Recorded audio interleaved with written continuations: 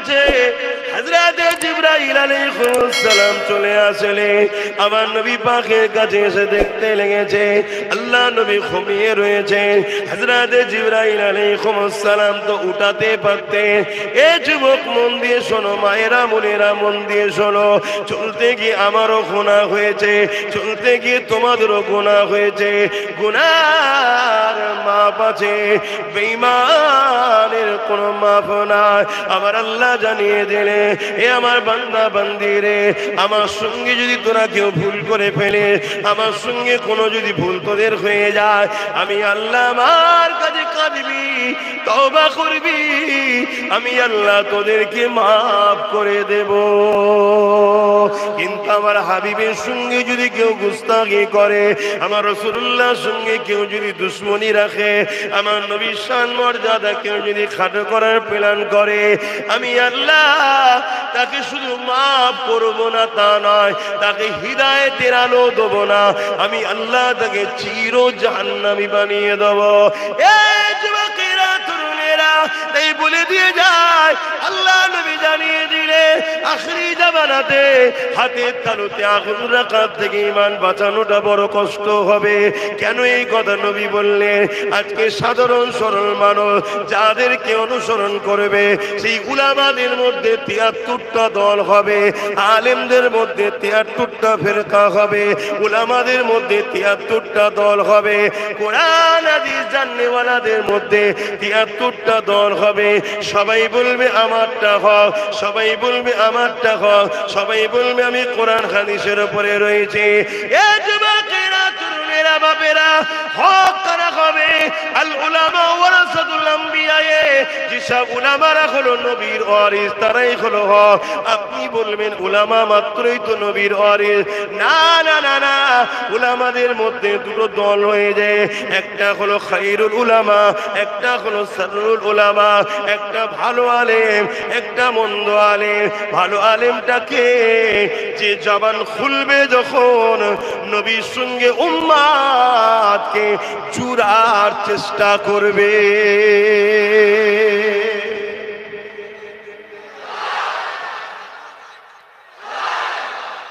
উম্মতের দিলের মধ্যে নবীর প্রেম ঢুকাবার চেষ্টা করবে। উম্মতকে শিখাবে মোহাম্মদ রসুল ছাড়া দ্বিতীয় কোনো লিডার নাই। উম্মতকে শিখাবে মোহাম্মদ রসুল ছাড়া অন্য কাউকে মানাই হারাম।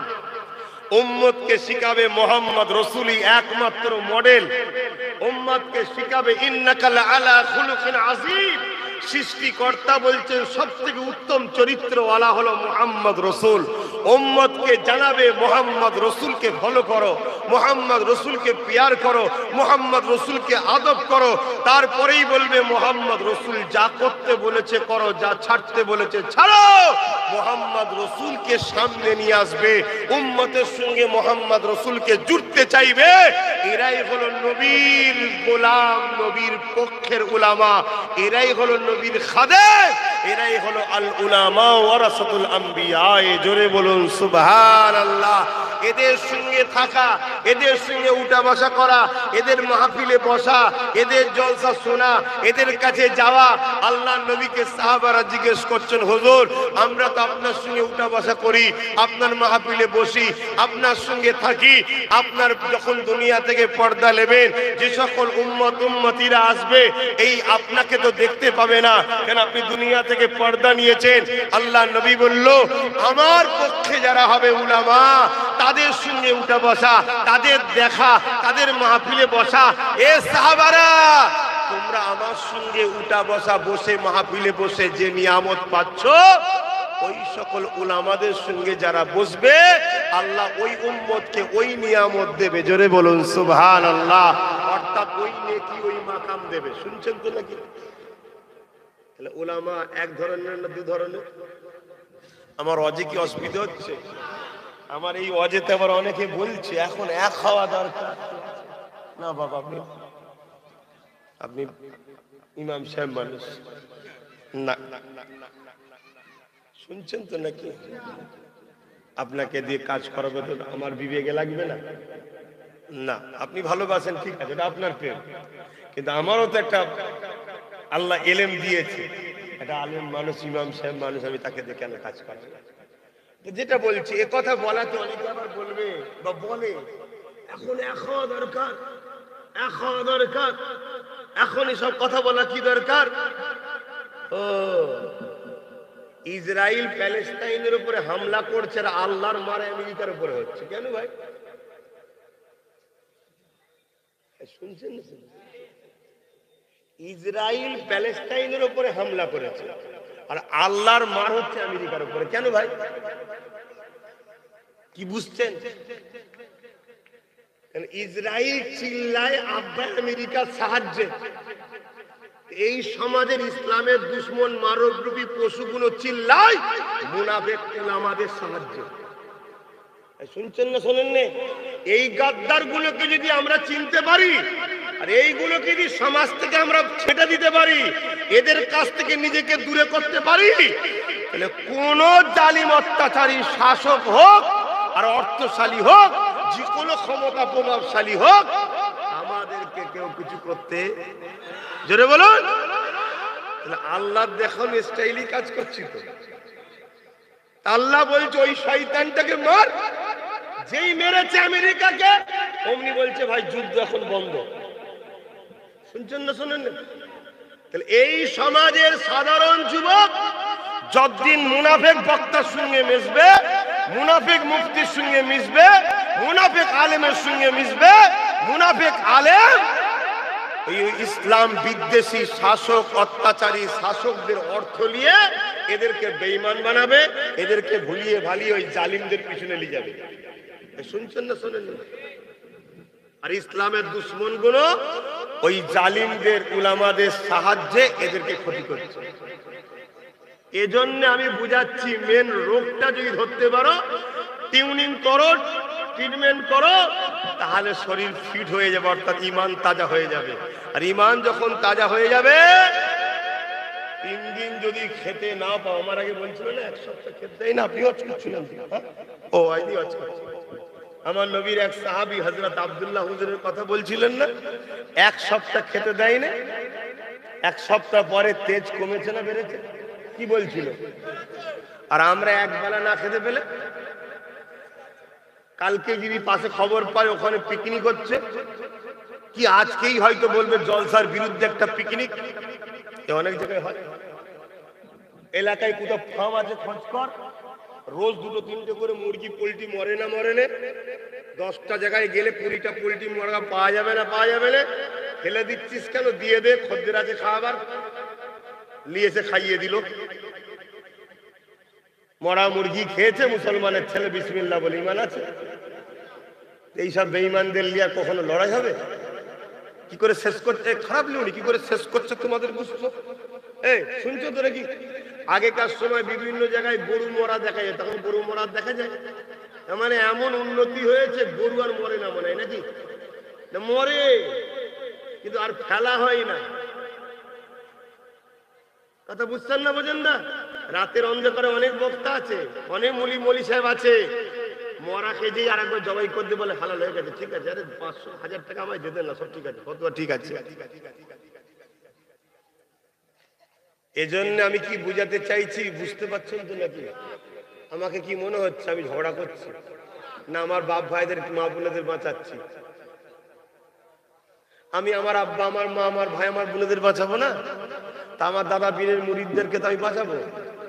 যে আমার দাদা পীরের নয় সে আমার কথা নেবে কি না নেবে সেটা তার রুচির ব্যাপার, কিন্তু আপনার উপরে তো বলার আমার হক আছে যে বাবা তোমার আব্বা আম্মা দাদা দাদি নানা নানি সব দাদা হুজুরের ছিল, তোমরা আমার দাদা হুজুরের রুহানি বাচ্চা, বাবা একটু হুশ করে চলো, কারণ আল্লাহ নবী বলেছেন আর যারা আলেমে হক্কানি হবে কিয়ামতের দিন তাদের সঙ্গে যারা বন্ধু রাখবে, একখানাই খানচাই বসে খাবে, আল্লাহ এমন লোককেও জান্নাতি করবে। জোরে বলুন সুবহানাল্লাহ।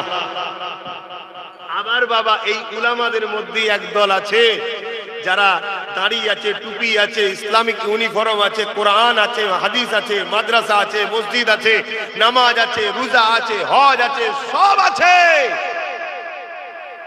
শুধু দিলে হুজুরের প্রেম আর আদব নেই। বাবা এরা হলো আব্দুল্লাহ ইবনে উবাই, এরা চির জাহান্নামী মুনাফিক, এদের সঙ্গে মিশুনি বাবা, এটা বোঝাবার দরকার আছে না?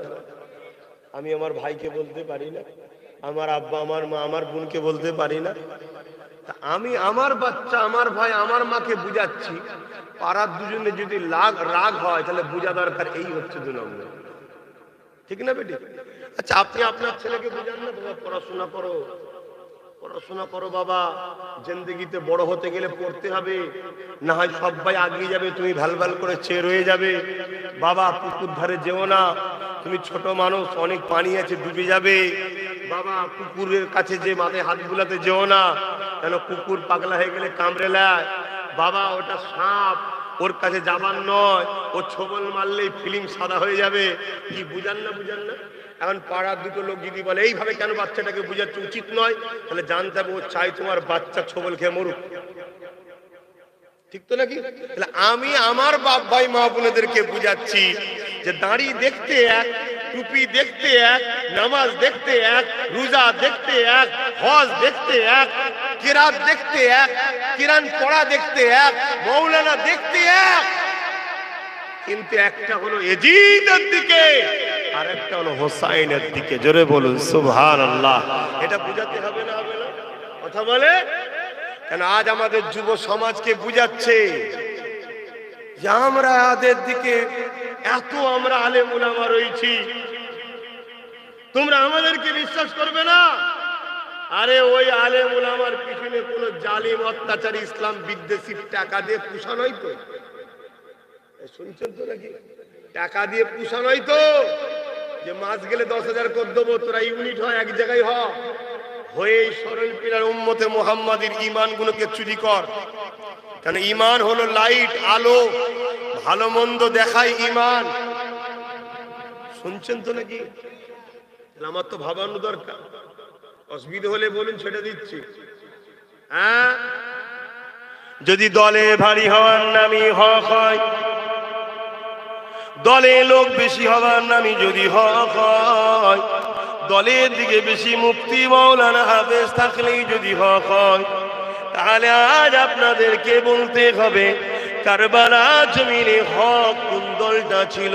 হোসাইনি হুজুরের দল না এজিদের দল? কথা বলছেন না তো কেন? হোসাইন হুজুরের দিকে মাত্র তো 72 জন, এজিদের দিকে তো 22,000।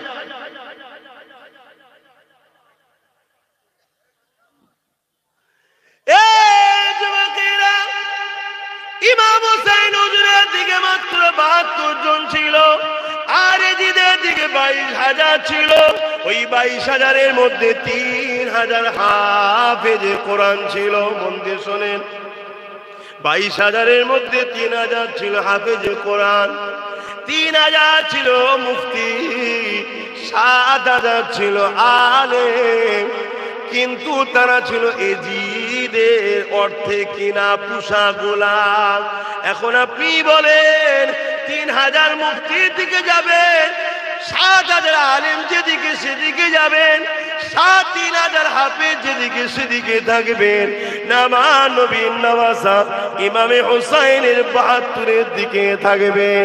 এ যুবকেরা, তরুণেরা, বাপেরা, তাই বলে দিয়ে যায় যুগে যুগে যুগে যুগে জালিম অত্যাচারী শাসকেরা অর্থ দিয়ে উলামাদেরকে খরিদ করেছে, অর্থ দিয়ে আলেমদেরকে কিনেছে, তাদের দ্বারা নবীর উম্মতদেরকে ভুল বুঝিয়েছে, তাদের দ্বারা নবীর উম্মতদের ঈমানকে খরিদ করেছে, তাদের দ্বারা নবীর উম্মতদের ঈমানকে নষ্ট করেছে, তাদের দ্বারা সরল পিরান মুসলমানকে বুঝিয়ে বুঝিয়ে বুঝিয়ে বেঈমান অত্যাচারী ইসলাম বিদ্বেষীদের দলের দিকে নিয়ে গেছে।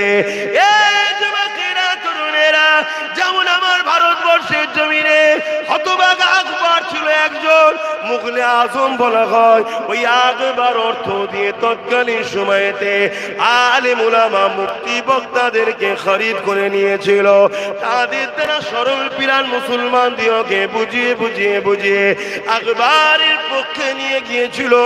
আর আকবর কোরআনের বিরুদ্ধে একটা কিতাব লিখেছিল যার নাম হলো দ্বীনে ইলাহি। অপরদিকে মুজাদ্দিদ আল পেসানি, আমার নবীর আওলাদ, নবীর পাগল, নবীর দিবানা, তিনি আমল করে আকবরের বিরুদ্ধে করলো, প্রতিবাদ করতে লাগলো। মুজাহিদ আল পেসানি অথবা আকবরের বিরুদ্ধে বলতে লাগলো। আকবর মুজাহিদ আল পেসানির আলোচনার মাহফিল গুলোকে বন্ধ করতে লাগলো। কেন? আকবরের হাতে রাজ ক্ষমতা আছে, আকবরের হাতে মিলিটারি আছে, পুলিশ আছে, ফোর্স আছে। আকবর জনবল দিয়ে, লোক দিয়ে, অর্থ দিয়ে মুজাহিদ আল পেসানির আলোচনা গুলোকে বন্ধ করতে লাগলো। মুজাহিদ আল পেসানি বড় কষ্ট করে মানুষকে বোঝাতে লেগেছে। অপরদিকে আকবর তার দলের ভাড়া করা মুফতি মৌলানা দিয়ে সমাজের বুকে বড় বড় জনসভা করাতে লাগলো, বড় বড় প্রোগ্রাম করাতে লাগলো। তারা দাঁড়িয়ে গিয়ে আল্লাহর কোরআনকে সামনে নিয়ে, নবীর হাদিসকে সামনে নিয়ে আকবরের দালালি শুরু করলো। আকবরের পক্ষে গুণ গাইতে লাগলো। সমাজের সরল বিরান মানুষগুলো ভাবতে লাগলো, আরে দেখ এরা কত সুন্দর খানার ব্যবস্থা করে, কত সুন্দর ব্যবস্থা করে দিনের প্রচার করে, কত লোক এদের দিকে, এরা কত ফ্যাসিলিটি পেতে লেগেছে, এদের মেসেজটা সমাজের কাছে পৌঁছাতে লেগেছে। আর মুজাহিদ আল পেসানির কথা মানুষের কাছে পৌঁছাতে দেরি হয়ে যাচ্ছে। কেন? হুজুর একা গুটি কত আলেম উলামা দিগকে নিয়ে মানুষকে ছোট ছোট মাহফিল করে প্রচার করছে, শহরে অলিতে গলিতে বলতে দেয়নি। এই যুবকেরা, তরুণেরা, বাবেরা, কিন্তু মনে রাখবেন আল্লাহ পাক হকের পক্ষে রয়েছে। একবার এমন করে একদিন বিশাল এক লড়াইয়ের ডাক দিয়ে দিল। ওই লড়াইয়ের ময়দানেতে মুজাহিদ আল পেসানি তিনি তিনার গুটি কত ব্যক্তি মুরিদ আলেম উলামাদের নিয়ে যেতে লাগলো। অপরদিকে আকবর রাজকীয় ভাবে সে তার খরিদ করা মুফতি, খরিদ করা বক্তা, খরিদ করা মৌলানাদের ঘরে নিয়ে ওই ময়দানে হাজির হতে লাগলো। আল্লাহর ওলি মুজাহিদ আল পেসানি হাত তুলে দোয়া করতে লাগলেন, আল্লাহ আমার পক্ষে কেউ নেই মালিক, কিন্তু আমি প্রচার করছি আপনার কোরআনের পক্ষে, আপনার পক্ষে। আল্লাহ আপনি বলেছেন যার কেউ নেই আপনি তার রয়েছে, আপনি আমাকে সাহায্য করেন আল্লাহ। মুজাহিদ আল পেসানির পক্ষে সাহায্য এসে গেল। এ যুবকেরা, তরুণেরা, বাপেরা, আল্লাহ বিশাল তুফান পাঠালো। ওই তুফানে হতভাগা আকবর আর তার পক্ষে দুনিয়াদার মুনাফিক উলামা গুলোকে আল্লাহ ধ্বংস করে দিলে। আরো জোরে বলুন সুবহান।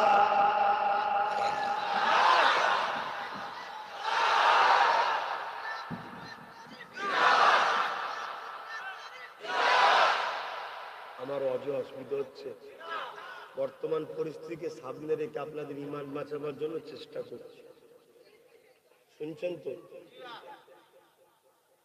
হয়তো আমাদের ছেলেরা হালকা বয়সে একটু প্যান্ট শার্ট করে, একটু পার্কে টার্কে চলে যায়, একটু পিকনিক টিকনিক করে ফেলে, শুনছেন তো? কমসে কম কাফের যেন না হয়ে যায় ছেলেগুলো, এটা তো ভাববো নাকি? একটা ভাই হিসাবে ভাইদের বিষয়ে, বোনেদের বিষয়ে এইটুকু চিন্তা করা কি অপরাধ? একটা সন্তান হিসাবে বাপ মা সম্বন্ধে এইটুকু চিন্তা করা কি অপরাধ? তাই বুঝাচ্ছি, আর আপনাদেরকে আমি বুঝাই বলেই আমার আজকে রুকা হয়। যারা জালিমদের দালালি করে তাদেরকে ভিআইপি জায়গাতে বক্তব্যের ব্যবস্থা করা হয়। আমরা আমাদের পয়সাই করব, নিজের গাঁটের পয়সাই করব, আমাদেরকে রুকা হয় এখানে না সে জঙ্গলে, যাতে করে লোক না আসতে পারে, যাতে করে রাস্তা না খুঁজে পায়। মেন টাউনে যদি প্রোগ্রাম হয় সবার যাতায়াতের সুবিধা হবে, ঠিক না বেটি? আজকে যদি তালদি বাস স্ট্যান্ড আছে, বাস স্ট্যান্ডে যদি একটা কোনো মাঠে প্রোগ্রাম হয়, তাহলে দূরে দূরে লোক পরিচয় পাবে না। তালদি বাস স্ট্যান্ড মানে সবাই জেনে যাবে, দূর থেকে লাখো লোক ভিড় করবে। তাহলে এই কথাটা এক মেসেজে লাখ লোকের কাছে চলে যেত। লাখ লোক 2 নম্বর মুফতি মৌলানা কেউ চিনে যেত। আর 2 নম্বর মুফতি মৌলানা দিয়ে যারা আমাদেরকে শেষ করতে চাইছে তাদের মিশন ব্যর্থ হতো না। তারা কোনোদিন চাইবে না যে যারা আল্লাহ রসুলের পক্ষে কথা বলুক তারা ভিআইপি জায়গাতে বলার চান্স পাবে। কিন্তু এরপরেও বলি, সংখ্যা কম তো কি হয়েছে, বিজয় আমাদেরই হবে। এটা তুমি 100% লিখে লাও, বিজয় আমাদেরই হবে। হ্যাঁ 45,000 প্যালেস্টাইনবাসী মারা গেছে, 45,000 প্যালেস্টাইনবাসী মারা গেছে। আরে 45,000 প্যালেস্টাইনবাসী এখন জান্নাতে শান্তির খানা খাচ্ছে। জোরে বলুন সুবহানাল্লাহ। আমেরিকার কি হচ্ছে বল? ঘর বাড়ি সব কোটি কোটি টাকার বিল্ডিং, এক একজনের বিল্ডিং 200 কোটি, 300 কোটি, 500 কোটি, 1000 কোটি টাকার বাড়ি গাড়ি পুরে সরকার। ভূমিকম্প হয়ে, তুফান হয়ে, বুঝতে পারছেন? দে বাবা, দে বাবা, শুনছেন না? শুনছেন? আরে এটা লজ্জা পানি, হাসার দিন দিয়ে চাল্লা হেসে না বলতে। আবার কিছু মুনাফেক মার্কা মুসলমান আছে, তারা এগুলো নিয়ে আবার বিশ্লেষণ করবে। শুনছেন না? শুনছেন?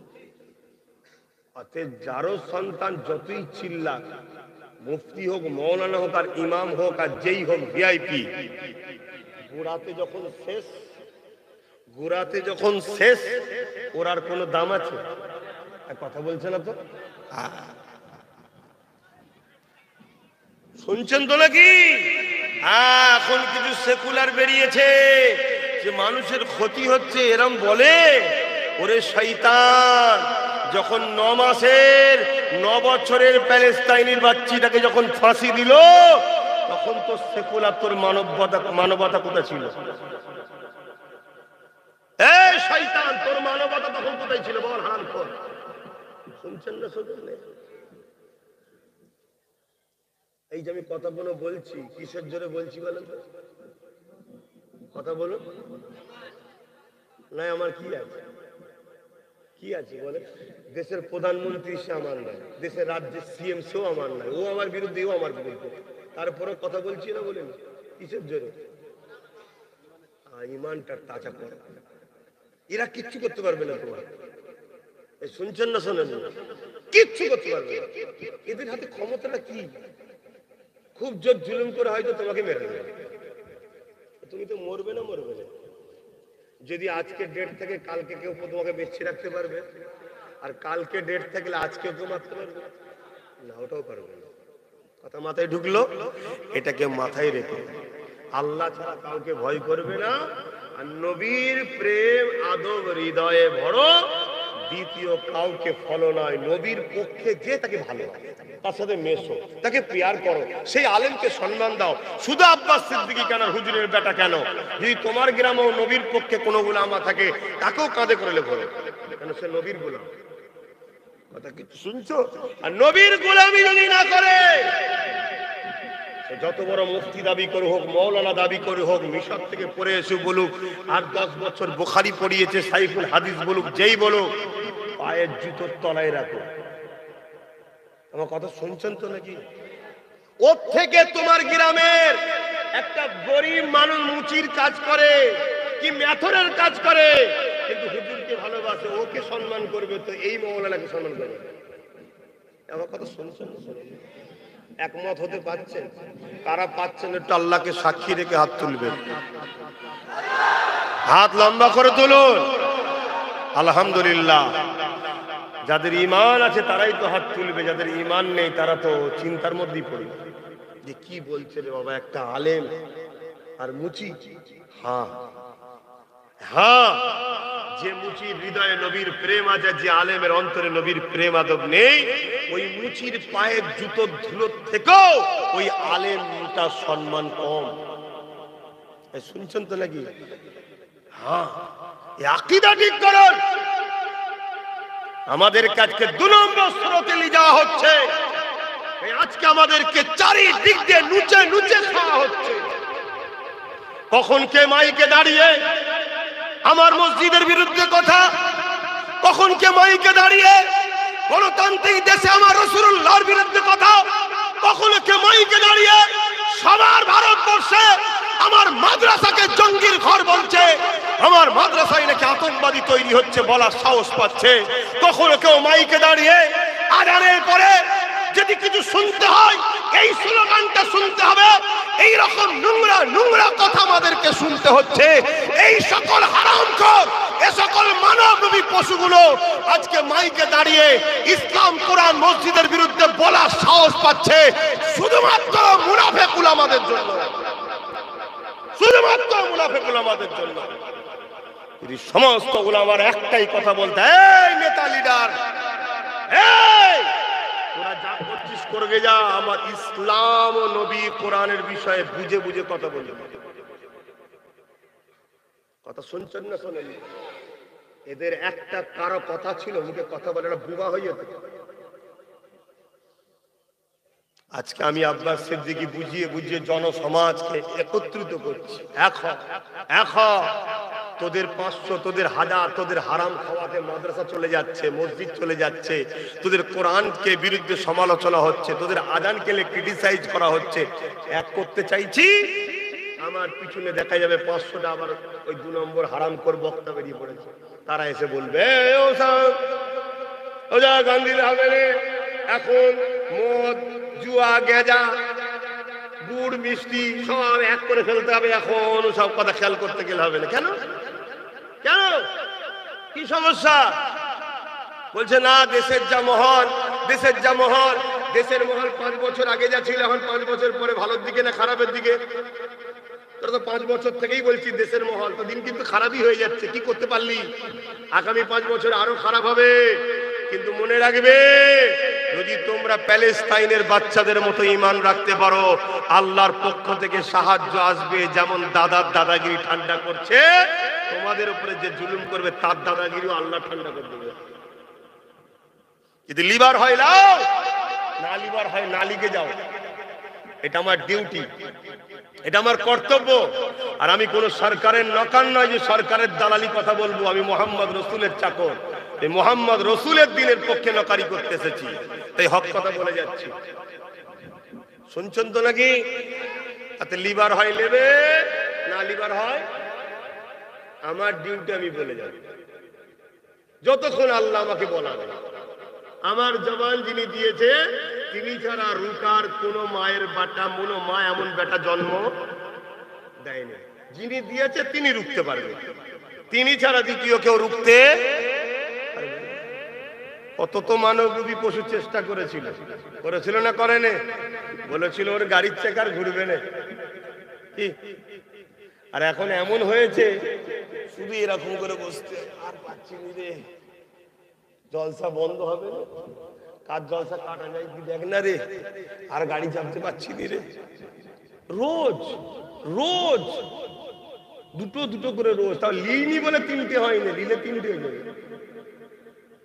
তাহলে গাড়ির চাকা বন্ধ করার মালিক দুনিয়ার কেউ নয়। যদি কেউ বন্ধ করে, তিনি, যিনি আজকে নিয়ে এসে ঘুরিয়ে ঘুরিয়ে নিয়ে এসছে, তিনি কে? তার উপরে ঈমান রাখো, তার উপরে ভরসা রাখো, তাকে ছাড়া কাউকে ভয় করবে না। জন্মেছে যখন, মরবো একদিন, কুকুরের মতো মরুনি, বীর মুসলিম ইমানদারের মতো মরো। আহা, আল্লাহ নবী সারাটা জীবন তোমার আমার জন্য কেঁদেছে। আজকে সেই নবীর দিনকে মিটিয়ে দিবার ষড়যন্ত্র হতে লেগেছে। এ মুসলমান, যে হাতিয়ার দিয়ে আমার নবীর দিনকে মিটাতে চায়, ওই হাতিয়ার তৈরি করো নবীর দিনকে ডিফেন্স করে বাঁচাবার জন্য।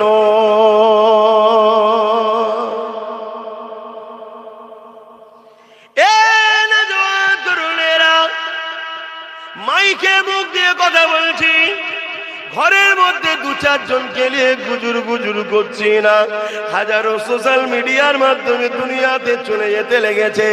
এই যে এখন আলোচনা করছি এত সকালে, হয়তো অনেকের এখনো ঘুম ভাঙেনি, ঘুম ভেঙে মোবাইল ঘুটে দেখবে ভাইজানের জলসা হয়ে গেছে। শুনছেন? ঘুম ভেঙে দেখবে জলসা হয়ে গেছে। কি ব্যাপার? কেন অনেক জায়গায় এখন হয়তো রাত। তুমি কি ভাবছো আমার এই কথাগুলো শুধু বাংলার লোক শুনছে? এখন Dubai, France, Britain, America, Japan, German, ইন্দোনেশিয়ায় সব জায়গায় আমার দাদা হুজুরের ভক্ত মুরিদ আছে না? না, আল্লাহ শুকর, যারা দাদা হুজুরকে ভালোবাসে সত্যি, তারা আব্বাস সিদ্দিকীকে সত্যি দিলে রেখেছে। কথা মাথায় ঢুকছে না? ঢোকে? কেন সবাই যা করে নিজের বাপের জন্য করে, আর আমি যা করি দাদা হুজুরের জন্য করি। মিলিয়ে দেখো না, দেখো। ওখানে ইনি আটল কাল খুলেছে কার নামে গো? আমার আব্বার নামে। উনি আমার আব্বার নামে, উনি আমার আব্বার নামে। অহংকার নয়। আব্বাস সিদ্দিকী দাদা হুজুরের। আমার বাপ আলী আকবর সিদ্দিকী নামে করতে পারতাম তো? কি গো করেছি? কেন? যেখানে দাদা হুজুর সাইনবোর্ড থাকবে ওখানে কোনো হুজুরের পারমিশন লাগবে না, সবাই এন্ট্রি হতে পারবে, বুক খুলে যাবে, বুক ফুলিয়ে আসবে, ঠিক না বেটি? কিন্তু যদি লিখে দিই আমার বাপের নাম, তাহলে তো আমার ছেলে বলতে পারে এই তুই কেরা, এটা আমার দাদুর, কি বলতে পারে না? পারে না। কিন্তু দাদা হুজুর লিখা থাকলে বলতে পারবে, তখন বলবে দাদা হুজুর তোর একা নাকি, আমারও দাদা হুজুর, কি বলতে পারবে না? পারবে না। হ্যাঁ, বুক খুলিয়ে বলবে, বুক খুলিয়ে বলবে। আমি তোমাদেরকে বলে যাচ্ছি দাদা হুজুর আমারও দাদা হুজুর। কিন্তু এটাও মনে রাখবে, আমারও দাদা হুজুর বলে একদল বেরিয়েছে আবার, তারা দাদা হুজুরের খুনকেই আমার গাল দেয়। এরকম যেন 2 নম্বর চিটিংবাজ হয়নি। এ সেই এজিদের মতো হয়ে গেছে, এজিদের মতো। এজিদ বলছে রসুল তো আমারও, আমারও যখন রসুল, তাহলে রসুল যাকে চুমা দিয়েছে কাঁধে বসেছে, হুসাইনের বিরুদ্ধে তরল ধলি গেল, এরকম যেন না।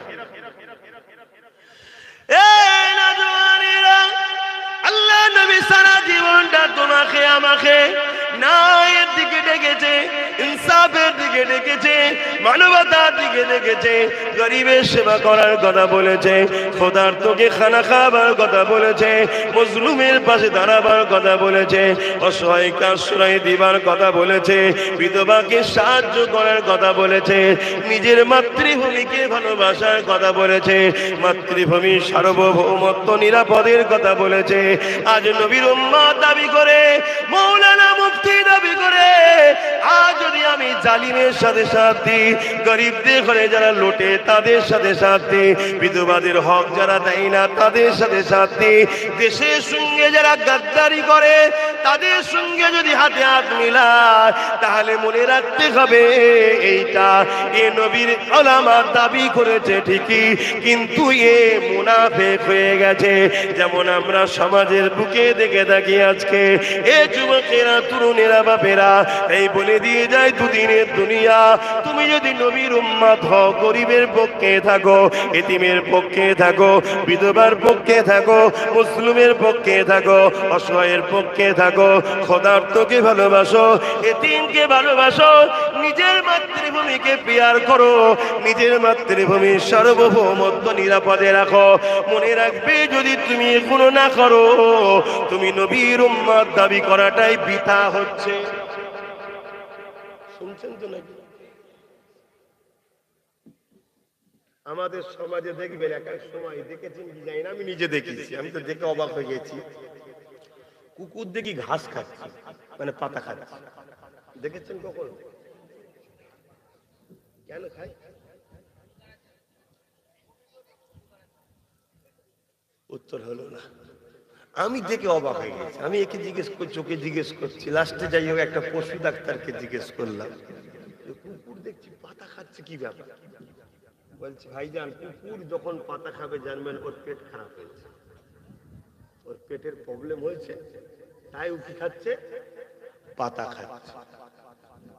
আহা, ঠিক তখনই আমি বুঝলাম, আলেম উলামারা যদি দেখেন অত্যাচারী, বেঈমান, মুনাফিক এদের সঙ্গে দল করে উঠা বসা করে, তাহলে জানতে হবে এর ঈমান খারাপ হয়েছে।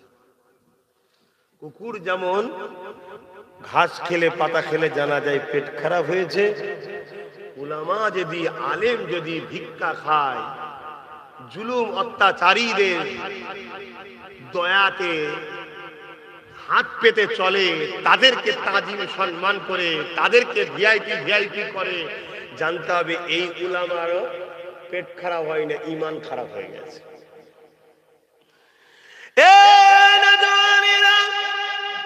আল্লাহ নবী, নূর নবী, দয়া নবী সারা জীবনটা তোমার আমার জন্য কেঁদেছে। এই নবীর উম্মতদেরকে বুঝিয়ে দিয়ে যায়, সেই নবীকে কষ্ট দিও না গো, নবীর দিনের ক্ষতি করো না গো।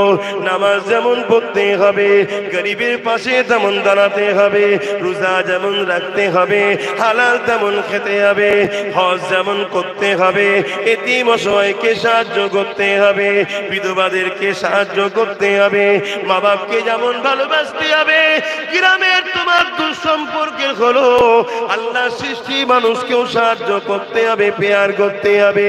মুসলমানকে দেখলে যেমন পেয়ার করতে হবে, অন্য ধর্মের মানুষ হলো মানুষ হিসাবে তাকে সম্মান ভালোবাসতে হবে, পেয়ার করতে হবে, মানব বন্ধনে থাকতে হবে, এইভাবে মিলেমিশে চলতে হবে। আল্লাহ নবীকে আমার আল্লাহ পাক কতটা সম্মান দিয়েছিল। এই মাসে নবী পাককে নিতে আলেন জিবরাইল সাল্লাম। হযরতে জিবরাইল আলাইহিস সালাম এসে আল্লাহ নবীকে যখন ডাক দিলেন, আমার নবী পাককে তুলবেন কিভাবে, নবী আমার ঘুমাতে লেগেছে। ওই সময় জিবরাইল সাল্লাম তো ডেকে তুলতে পারতেন। কি গো, কে পাঠিয়েছে জিবরাইল সাল্লামকে? আল্লাহ বড় না নবী বড়? টেনশন করছেন কেন? বলতে পারছেন না আল্লাহ বড় না নবী বড়? আল্লাহ বড়, কারণ আল্লাহ তো খালেক, নবীকে সৃষ্টি করেছে, এখানে কোনো কথাই নাই, ঠিক না বেঠিক? হ্যাঁ, তা আল্লাহ পাঠিয়েছে জিবরাইল, যাও আমার বন্ধুকে নিয়ে আসো। আল্লাহ জিবরাইল সাল্লাম এসে দেখছে ঘুমোচ্ছে। আল্লাহ নবী তো ডেকে তুলতে পারতেন, জিবরাইল সাল্লাম তুলেছে কেন? তুলে নেই। জিবরাইল জানে যিনি পাঠিয়েছে অবশ্যই ইনার থেকে বড়, কিন্তু জিনার কাছে পাঠিয়েছেন ইনি হলেন আল্লাহর বন্ধু। জোরে বলুন সুবহানাল্লাহ। ইনার তুলারও একটা আদব আছে। তাহলে জিবরাইল ফেরেশতাদের বাদশা, ফেরেশতাদের সরদার, তিনি আমার নবীকে তুলবে কিভাবে সে টেনশনও করছে যে নবীকে তুলতে গিয়ে কোনো বিয়াদবি হয়ে গেলে আল্লাহ আমার উপরে নারাজ হয়ে যেতে পারে। আর আজকে কিছু কিছু আলেম ওলামা বেরিয়েছে, তারা আমার নবীর শানে ভাষা ব্যবহার করছে। কি বলুন, কি ব্যবহার করছে? বলছে নবীরা নাকি গরু ছাগল কি সব চড়াতো নাকি সব বলছে না। হাই রে কাফের বক্তা, আল্লাহ তোকে যদি হিদায়েত কপালে থাকে তুই পরিবর্তন হবি, নাই চির জাহান্নামী হতে হবে, ঠিক না বে ঠিক গো? এটা আওয়াজ দে বলো। কোন সাধারণ লোক নবীর শানে এরকম কথা বলে? দেখেন মৌলানারা শিখাচ্ছে, কালকে শিখবে না শিখবে না। তাহলে ইসলামের সবচেয়ে বেশি উপকার করে উলামারা, আর ক্ষতি করে কোনটার পক্ষে থাকবেন ভাবতে হবে না?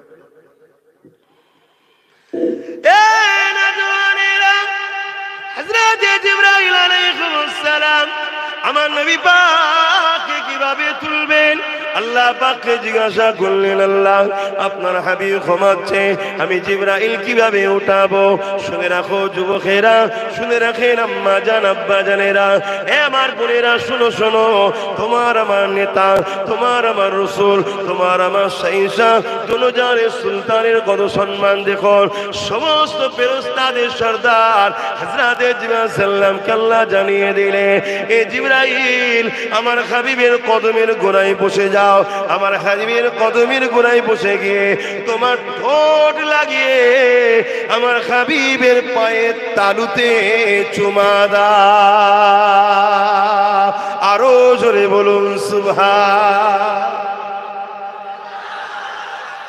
আল্লাহ জিন্দাবাদ। বলো না লব্বাইক ইয়া রাসূলুল্লাহ। আমার নবীর সম্মান কত বুঝছেন? সেই নবী পাক সাল্লাল্লাহু আলাইহি ওয়াসাল্লামের বিষয়ে কথা বলতে গেলে ভাষাটা ঠিক রাখা দরকার আছে না? যারা আমার নবীর বিষয়ে ভাষা ঠিক রাখে না, ওই উলামা তোমাদের ঈমান ঠিক রাখবে? তোমাদেরকে তোমাদের ভালো চাইবে? হুজুরের পায়ের তালুর তলায় জিবরাইল সাল্লাম কি করছে? চুমা দিচ্ছে। আল্লাহ নবীর ঘুমটা ভেঙে গেল। নবী আমার যখনই ঘুমিয়ে উঠে বসে বললেন, হযরত জিবরাইল সাল্লাম সালামটা দিয়ে দিল। সালামটা দেওয়ার পরে আল্লাহ নবী জিজ্ঞাসা করতে লাগলেন, ও হযরত জিবরাইল কি খবর নিয়ে এসেছেন? হযরত জিবরাইল সাল্লাম বলতে লাগলেন, ইয়া রাসূলুল্লাহ হাবিবাল্লাহ মুবারকবাদ আপনাকে, আল্লাহ পাক আপনাকে দাওয়াত দিয়েছেন, চলেন চলেন দিদার হবে। এ যুবকেরা, তরুণেরা, বাপেরা, আমার নবী পাক বড় খুশি হয়ে গেলেন। আমার নবী পাক রেডি হয়ে তৈরি হয়ে গেলেন, বুরাকে উঠতে লেগেছে।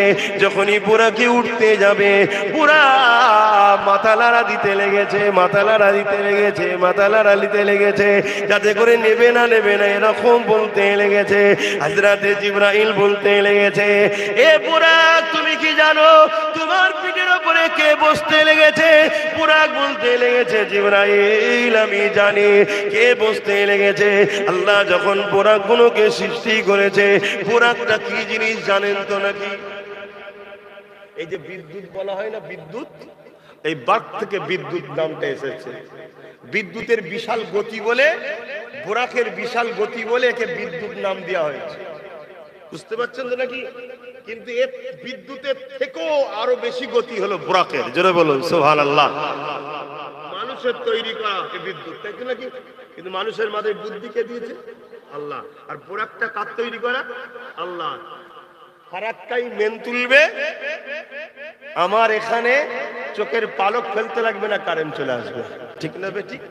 মানুষের তৈরি যদি এত স্পিড হয়, আরে কারেন্ট কিছু একটা পদার্থ তো নাকি যেটা আসছে, তাহলে আমার আল্লাহ তৈরি বুরাক, সেটার স্পিড কত?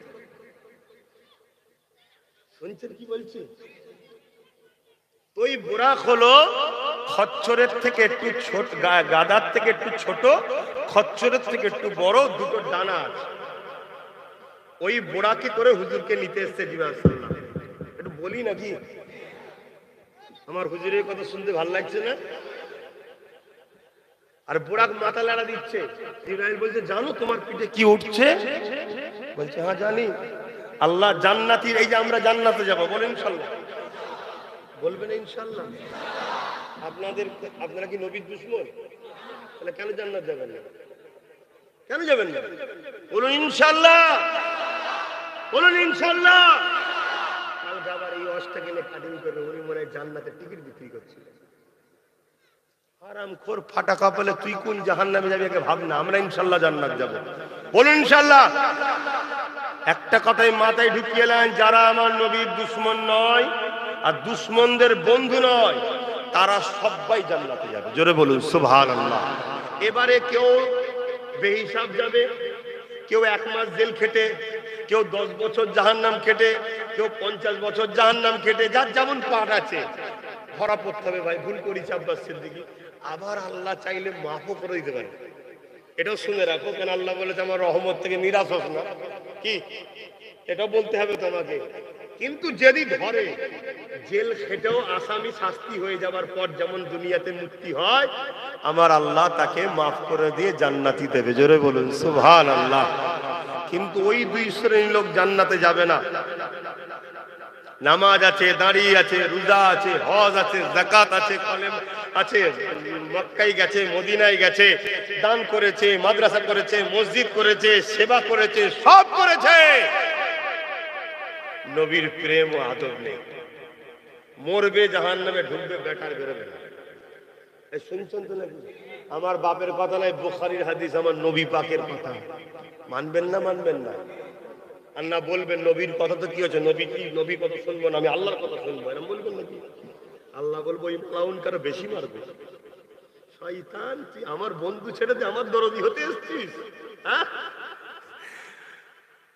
কথা বললেন। এই লোক জীবনে জান্নাতে, জোরে বলুন, যাবে না। আর এক শ্রেণীকে, যে নবীর দুশমনকে বন্ধু করে সাপোর্ট করে, আল্লাহ তাকেও জান্নাতে দেবে, ওই নবীর দুশমনের সাথে রাখবে। আল মারউ মা মান হাব্বা, যে যাকে ভালোবাসবে তার সাথে থাকবে। এবার দেখো বা কি করবে, একটু ভেবে চিন্তে করো। লিভার হয় লাও, না লিভার হয় না লাও, আমার দায়িত্ব দিয়ে যাচ্ছে। আল্লাহ নবী যখন বোরাকে উঠতে যাবে, বোরাক তখন মাথা লাড়া দিতে লেগেছে। হযরত জিবরাইল সাল্লাম বলতে লেগেছে, বোরাক রে তুমি কি জানো কে তোমার পিঠে উঠতে লেগেছে? বোরাক বলতে লেগেছে, আমি জানি। কেন জান্নাতে যখন আমাদেরকে সৃষ্টি করা হয়, ওই সময় আল্লাহ বলেছিলেন, বোরাক রে তোদের কারো পিঠে চেপে আমার বন্ধু আমার দিদারে আসবে।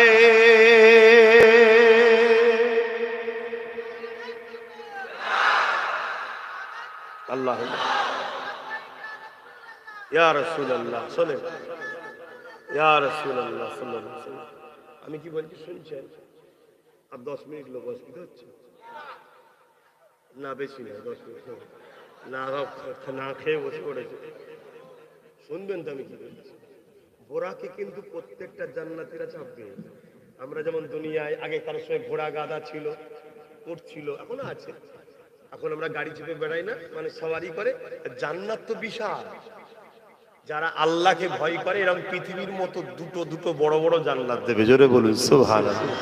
ওয়ালিমান খাফা মাকাম রাব্বিহি, বলুন জান্নাতান। সূরা রহমানের মধ্যে আল্লাহ বলছে যারা আমাকে ভয় করে আমি তাদেরকে দুটো দুটো জান্নাত দেবো। একটা জান্নাত এই পৃথিবী আসমানের মতো এই বিশাল বড়। জোরে বলুন সুবহানাল্লাহ। আপনার মাথায় দিচ্ছে নাকি এত বড় জায়গা কোথা আছে? এই মাথায় দিচ্ছে। তাহলে আমি একটু জানিয়ে দিই, পৃথিবী হচ্ছে একটা গ্রহ, একটা গ্যালাক্সি। আমার আল্লাহর কয়েক লক্ষ কোটি মিলিয়ন বিলিয়ন এরকম পৃথিবীর মতো গ্যালাক্সি তৈরি করা আছে। জোরে বলুন সুবহানাল্লাহ। এই পৃথিবীর বাইরে বহুত কিছু আছে রে বাবা। এটা ছোট একটা গ্যালাক্সি। কতটা? এই আসমানের কাছে পৃথিবী হলো একটা ফুটবলের থেকেও ছোট। শুনছো যুবক? সেই আল্লাহর উপরে ঈমান রাখো, আর হালাল খাও, আর নবীকে ভালোবাসো, আদব করো। খাদ্য হারাম হয়ে গেলে বেকার হয়ে যাবে। আমি তো প্রায় জায়গায় ইমামদেরকে বলি, ইমাম সাহেব ভাই জানি আপনাদের অবস্থা খুব খারাপ, কিন্তু কিসের টাকা কি এসছে একটু জেনে শুনে খান। মদ বিক্রি করার টাকা নয় তো। হ্যাঁ? আরে মদ বিক্রি করা বোঝেন তো নাকি? ওই টাকা নয় তো। তারপর আবার নারীদের দেহ বিক্রি করার লাইসেন্স দেয়। এরা আবার বলে আমরা নেতা, যারা মায়ের জাতকে এত নোংরা জায়গায় নিচু জায়গায় নামাতে পারে। ঠিক তো? ওই বিক্রি করার টাকা নয় তো। একটু বুঝে বুঝে খাবে। একটু কথাটা বলে কি আমি ইমাম সাহেবের দুশ্মন হয়ে গেলাম? এবার যে কোনো ইমাম আমাকে দুশ্মন মনে করতে পারে সেটা আলাদা ব্যাপার। আমি তাদের ভালোর জন্য বললাম, তাদের ভালোর জন্য বললাম। তোমাদের বলি, তোমাদের লজ্জা থাকা দরকার। একটা গ্রামে একটা মসজিদ আছে, 100টা ঘর তো কমসে কম আছে নাকি? 100টা ঘরের লোক মাসে কত খরচ কর? যত কমই হোক ওষুধ টষুধ, এখন তো রোগ প্রতিটা বাড়িতে লেগেই আছে। খাওয়া দাওয়া নিয়ে যত কমই হোক 5,000 টাকা 10,000 টাকা খরচ করো তো নাকি? কথা বলেন। আর 100 টাকা যদি বেশি হয় অসুবিধা কি আছে? 100টা বাড়িতে যদি 100টা করে টাকা ইমামের মাইনের জন্য দেয়, তাহলে মাসে কত হয়? তাহলে ইমামকে কি কারোর দিকে তাকাতে হয়? তাহলে আমাদের দোষ আছে না? নাই। আর ইমামদেরও বলবো একবার আমায় সাথ দেন, একবার আমায় সাথ দেন। আমি কি বলেছিলাম মনে নেই? 20,000 টাকা দেবো, দেন একবার সাথ। শুনছেন না? শোনেন না? হ্যাঁ শোনেন বা, পয়সা এমন একটা জিনিস ধার দিলেও পাওয়া যায় না। পাওয়া যায়? পয়সা যাচ্ছিস কোথায়? বলছে পিরিত করতে। আসবি কবে? আসবি কবে? জীবনে নয়।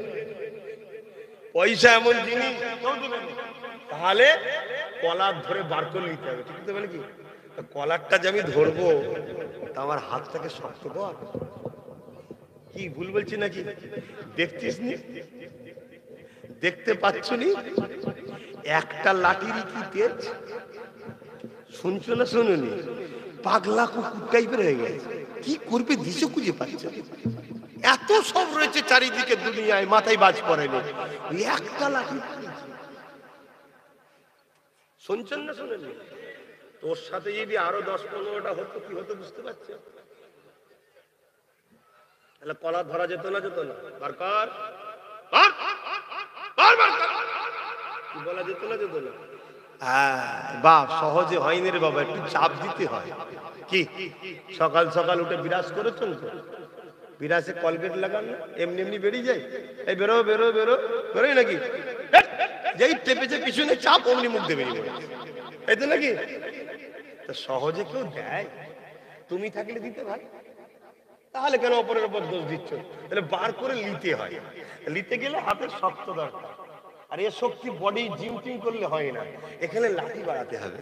আর লাঠি ওই মুনাফিক মুসলমান হবে না, তোদের এই আশপাশে সব রয়েছে, এদের মতো নয়, এটা আরো বেকার।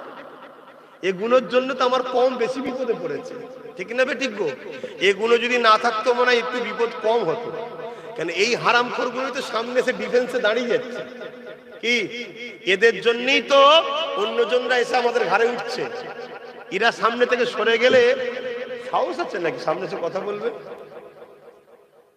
তাহলে আমার কি কথা বুঝতে পেরেছেন? হ্যাঁ, তাহলে লাঠি বাড়ানো দরকার আছে না? বলো ইনশাল্লাহ। তা ইমামদের ওই জন্য বললাম একটু সাথ দেন, গ্রাম থেকেও তুলে দেবো, 100 বাড়ি থাকলে পার বাড়ি 100 টাকা করে, মাথা পিছু নিয়ম করে দেবো, দিতে হবে। দিবিনি মানে সব জায়গায় দিচ্ছি, ইমামকে দিবিনি কেন?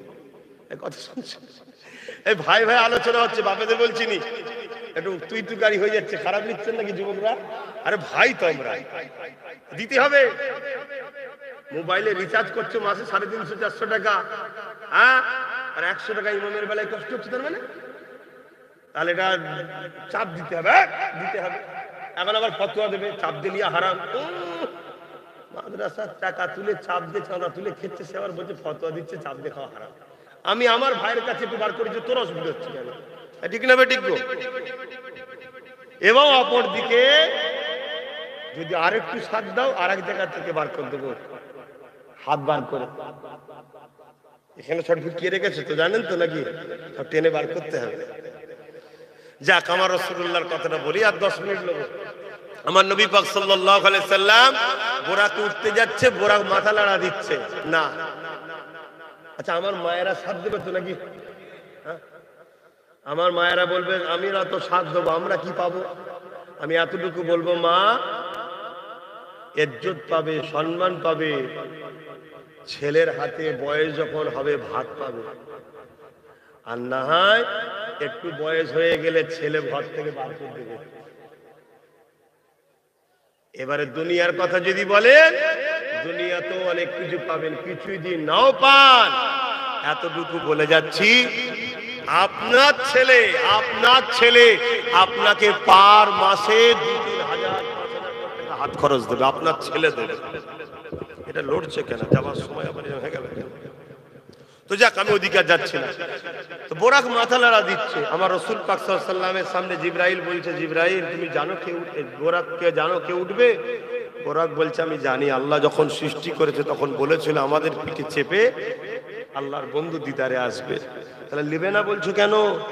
বোরাক বলছে খুশিতে যখন থাকে তখনই তো আদায় করতে হয়, ঠিক তো নাকি?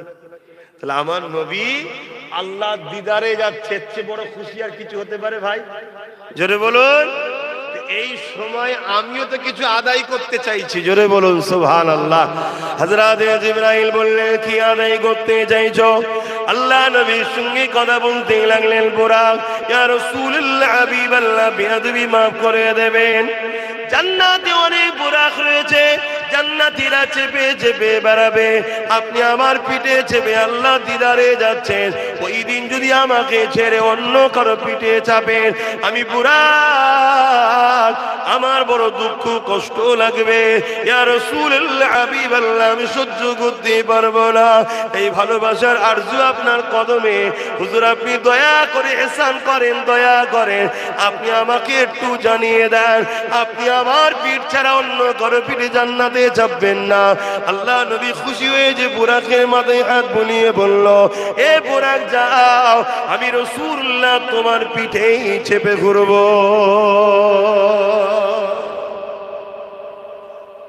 একটা পশু, একটা জানোয়ার, একটা মখলুক, জীব একটা, যার উপরে সওয়ারি করা হয়, জান্নাতি সওয়ারি, সে রাসূল চিনলো আর মানুষের রাসূল চিনতে পারলো না। মানুষের রসুল চিনতে পারলো না। আজকে মাদ্রাসার শিক্ষক না থাকার জন্য মাদ্রাসাগুলো ধ্বংস হয়ে যাচ্ছে। আলেম ওলামাদের মুখে কোনো কথা নেই। মাদ্রাসাগুলোই নাকি জঙ্গি রয়েছে বলছে, উলামাদের মুখে কোনো কথা নেই। মুর্শিদাবাদে বাড়ি বাড়ি নাকি জঙ্গি পাওয়া যাচ্ছে, উলামাদের মুখে কোনো কথা নেই। রাস্তায় নাকি আন্দোলন নেই। কিছু বুঝতে পারছেন না, পারেন না? তাহলে এরা কতটা খেয়েছে বুঝতে পারছে? এত বলার পরেও যদি নাপতো তাও নাই বুঝতাম। খুব সাবধান হন, চিনুন, কথা শুনুন। একটা বুরাক সে মানুষ নয়, আল্লাহরই সৃষ্টি, কিন্তু আশরাফুল মখলুকাত মানুষ, জীব জন্তু জান্নাতি একটা সওয়ারি। সে রসুল চিনেছে আর মানুষের রসুল চিনতে পারলো না। এ বিষয়ে আর একটা কথা মনে পড়েছে, বলে দিই। আল্লাহ নবী একদিন মদিনা নববী শরীফে বসে রয়েছে। ঠিক এমনই সময় এক সাহাবী চলে আসলেন। আমার নবী পাকের দরবারে এসে বলতে লাগলেন, ইয়া রাসূলুল্লাহ, হাবিবাল্লাহ, হুজুর আমার একটা উট ছিল, ওই উটটা খেপা পাগল হয়ে গেছে, মানুষকে দাঁড়িয়ে দাঁড়িয়ে ধরে ধরে কামড়াতে লেগেছে। এ যুবকেরা, তরুণেরা, বাপেরা, আল্লাহ নবী, নবী, দয়া নবী এই কথাটা শোনার সাথে সাথে ওই সাহাবীকে একবার বলেন, বাবা সাহাবী রে, তোমার উটটা খেপা হয়ে গেছে, ওকে পশু ডাক্তারের কাছে নিয়ে যাও। এটা রসুল বলেন। রাসূলুল্লাহ সাহাবাদেরকে বললে, চলো তো বাবা গিয়ে দেখি ওই পশুটার কি হয়েছে। বাবা যে দেখে, আল্লাহ নবী যখন ওই পশুটাকে দেখতে চলে গেল, এ যুবকেরা, তরুণেরা, সঙ্গে সাহাবা হুজুররা রয়েছে, ওই পশুটা মানুষকে তাড়িয়ে তাড়িয়ে ধরে ধরে যাচ্ছে, মানুষকে কামড়াতে লেগেছে।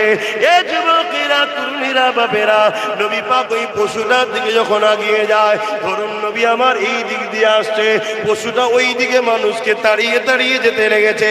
এখন পশুটার মুখ ওই দিকে রয়েছে, উটটার মুখ ওই দিকে রয়েছে। রাসূলুল্লাহ উটটার পিছন দিক দিয়ে যেতে লেগেছে।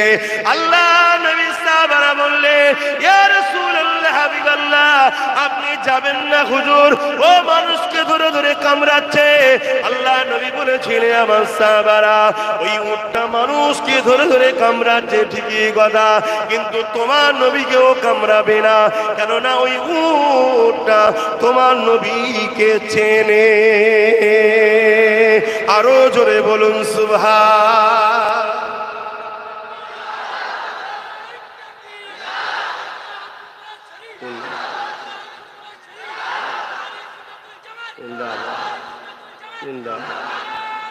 আল্লাহ, তাহলে একটা অবেলা পশু উট সে রসুলকে চেনে, নবীকে কামড়াবে না। মাছি নবীকে চেনে যে আমি নোংরাই বসি, হুজুরের গায়ে বসবো না। আকাশের মেঘলা রসুলকে চেনে, ছায়া করে। জঙ্গলের সাপ রসুলকে চেনে, গরম হচ্ছে ডালি তুলে ফনা তুলে হাওয়া করছে। ইতিহাস মুফতি মৌলানা হয়ে রসুল চেনে না, বলছে মরে গেছে, সাফাত করতে পারবে না, আলিফ বেতেছে জানে না। আমাদের মতো মানুষ ইলমে গায়েব নাই, অন্তরের খবর জানে না। এসব কি কথা? এই শুনছেন না শোনেননি? এইসব কথা যারা পাবে তাদের সঙ্গে থাকবেন।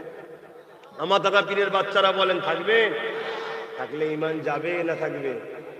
আর এই 2 নম্বর গুণকে পিছনেই তো অর্থ দেওয়া হয়, এদেরকে প্রশাসনিক হেল্প দেওয়া হয়, যাতে করে সমাজে আরো বেশি করে প্রচার করতে পারে। শুনছেন না শোনেন না? আর আমরা যখন এইসব বিরুদ্ধে বলি, আমাদেরকে কোনো রকম ফেসিলিটি দেওয়া হয় না। আর আমরা কোনো ফেসিলিটির পড়াও, জোরে বলো, কেন? আমরা একজনের মুখাপেক্ষি। জোরে বলো আল্লাহ। আল্লাহ নবী চলে গেলেন, বুরাকের পিঠে চাপলেন, ওখান থেকে বাইতুল মুকাদ্দাসে গেলেন, যেটা মসজিদ আকসাকে বলা হয়। জেরুজালেমে যেটা রয়েছে, প্যালেস্টাইনে যেটা রয়েছে, যে মসজিদ আকসাকে ভেঙে দিবার জন্য দুনিয়ার সুপার পাওয়ার জালিম সন্ত্রাসগুলো চেষ্টা করতে লেগেছে, কিন্তু এই মসজিদ আকসাকে কখনো কেউ মিটাতে পারবে না। কেন? আমার নবী পাক জানিয়ে দিয়েছে, বাইতুল মুকাদ্দাসের চতুর্দিকে আল্লাহ পাক একদল মানুষকে যুগে যুগে যুগে যুগে বাঁচিয়ে রাখবে, যারা দুনিয়ার কারো পাওয়া করবে না এবং দুনিয়ার কোন শক্তি তাদেরকে নত দমাতেও পারবে না।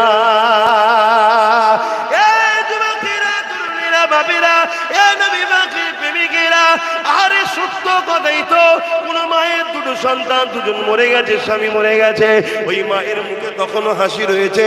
মারে তোমার দুটো বাচ্চা ছিল চলে গেল, স্বামী ছিল চলে গেল, মা তোমার চোখে পানি নেই, হাসি কেন? মা বলতে লেগেছে ব্যথা তো হয় রে, তবে শোনো আল্লাহ পরীক্ষা করছে, আল্লাহ জিনিস আল্লাহ নিয়ে নিয়েছে।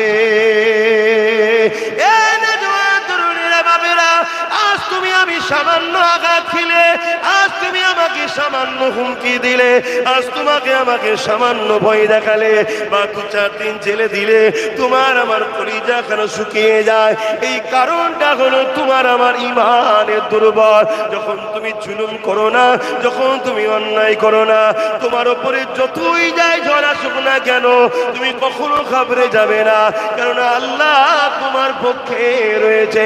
এই পরীক্ষায় যদি আল্লাহ তোমাকে শহীদের দরজা দিতে চায়, তাহলে তুমি মারা যাবে, বেহিসাব জান্নাতি হয়ে যাবে।